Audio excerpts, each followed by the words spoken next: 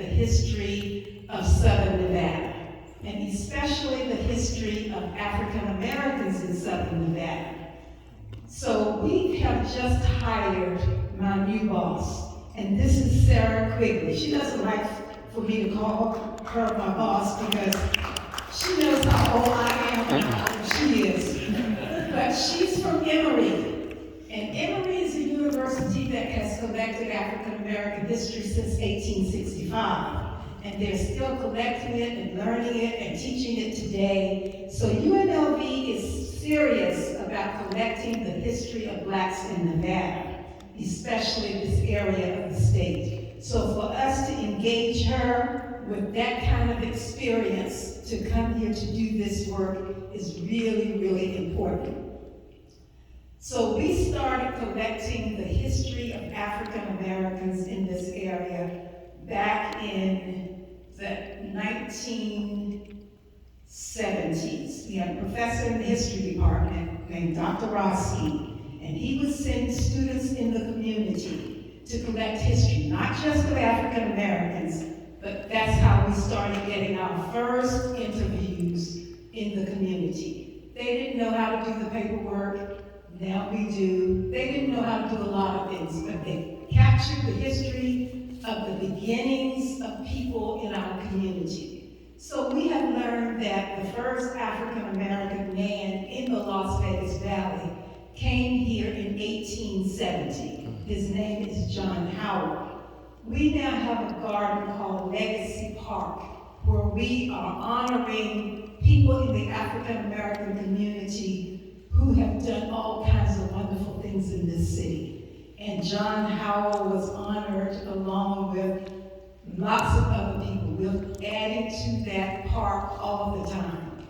Lonnie Lunch is on your commission. Lonnie came here when he was talking about starting an African American museum in Washington, D.C. This is one of the stops.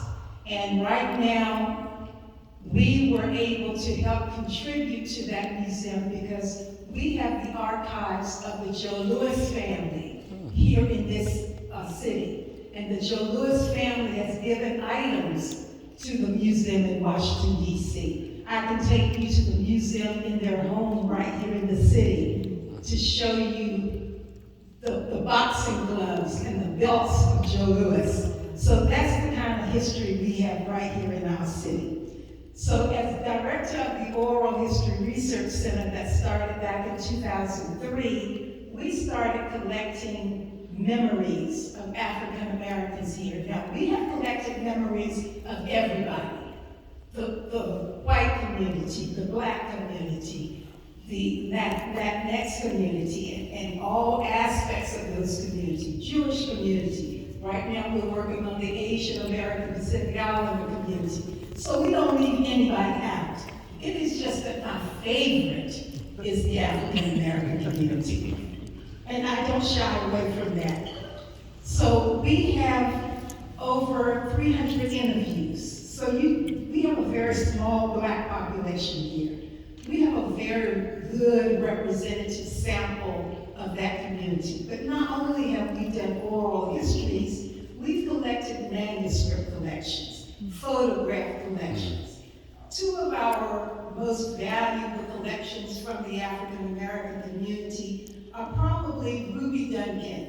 Ruby Duncan led the welfare rights movement here back in the 1970s, when there was a national welfare rights movement across the country. Well, we have her 45 boxes of materials documenting all of that work that she and other Black women did. She is Black women with an 8th grade education, and now she has a school named for her here.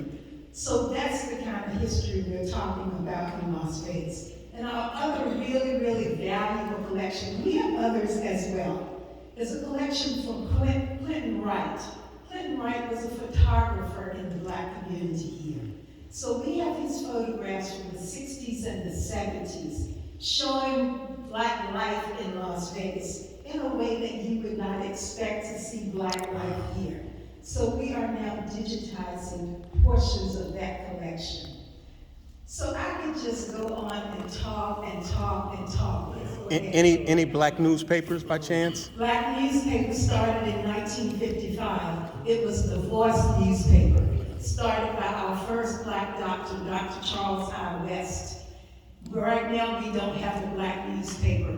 The Voice became the Sentinel Voice, and then the Sentinel, and it ended in about 2014. And we just finished digitizing as many of those newspapers that we could get our hands on. We are still looking for more and more volumes of that newspaper, so we can digitize those also. So are y'all in partnership with the Smithsonian digitization We are program? not in partnership with the Smithsonian. We do it, we have so many people here interested in history. Okay. We get grants from the MGM. We get grants from the city of Las Vegas. We get grants from all kinds of people that you just would not expect to be interested in the history of a black community. We have those people interested here locally. Okay. So, and a radio station. We have a black radio station that started here in 1972. At the current time, they are doing a documentary of their 50 years in the city. My first two interviews were back in 1995. I interviewed Hazel Gay and Lucille Bryant. Why are they important? So Hazel Gay and her husband migrated here in 1947. They migrated as part of their World War II migration because blacks came here to work on Basic Magnesium Incorporated. And that was the factory that built the bombs and the rifles and the bullets for World War II. That plant started the city of Henderson. And so the housing built for those black workers at BMI were built by Paul Williams, the black architect out of Las Vegas. So our history started here a long time ago.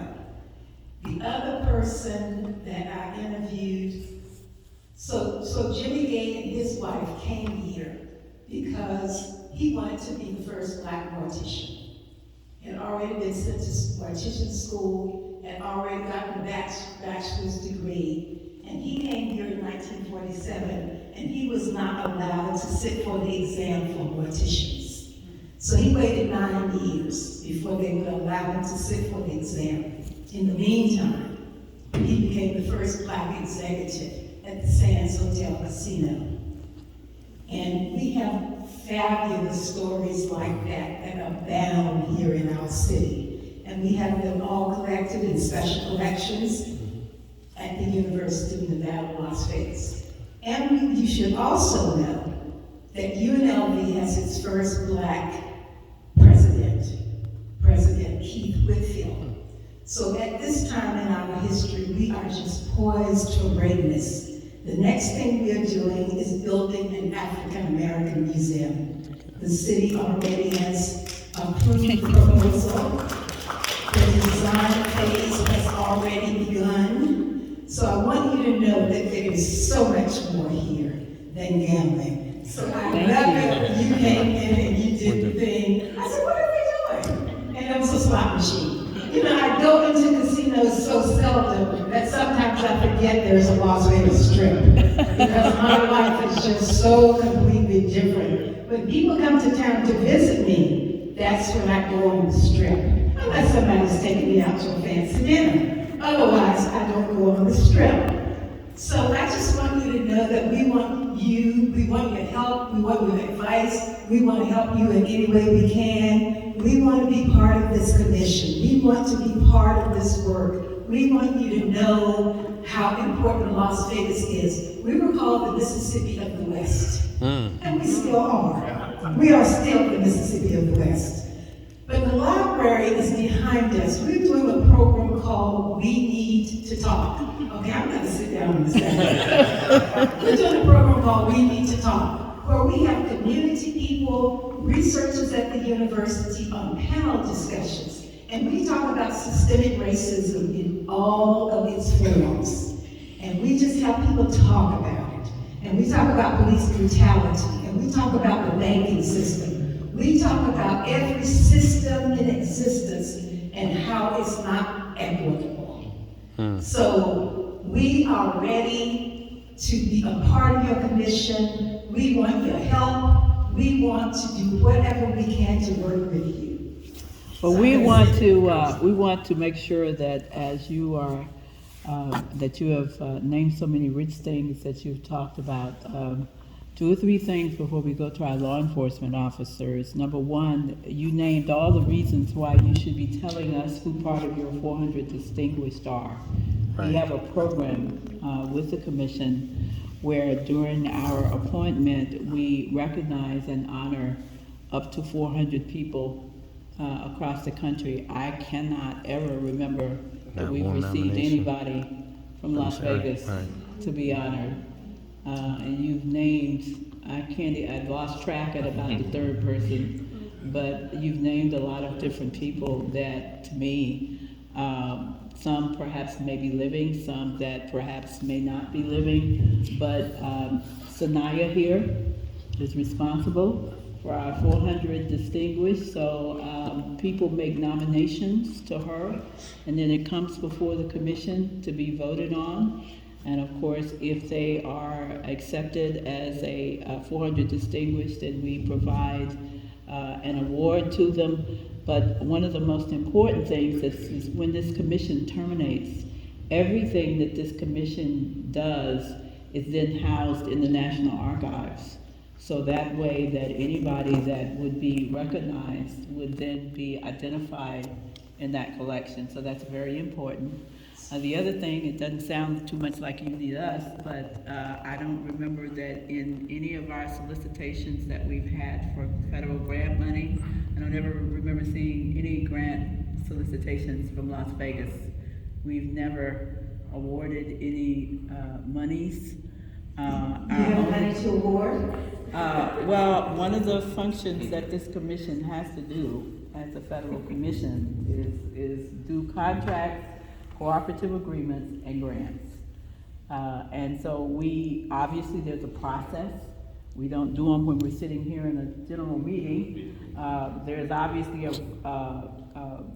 we try to make sure that we award people that are doing work that fits into our priorities. That gray brochure that you have tells us what those priorities are, but you really hit it out the park. You named most of them. Oh, no, I just begun. No.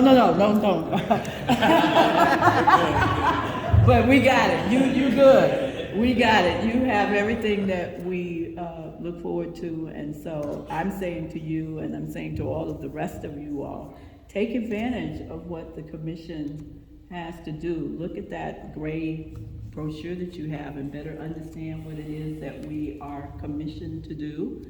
And we'll go from there. And thank you so much for your presentation.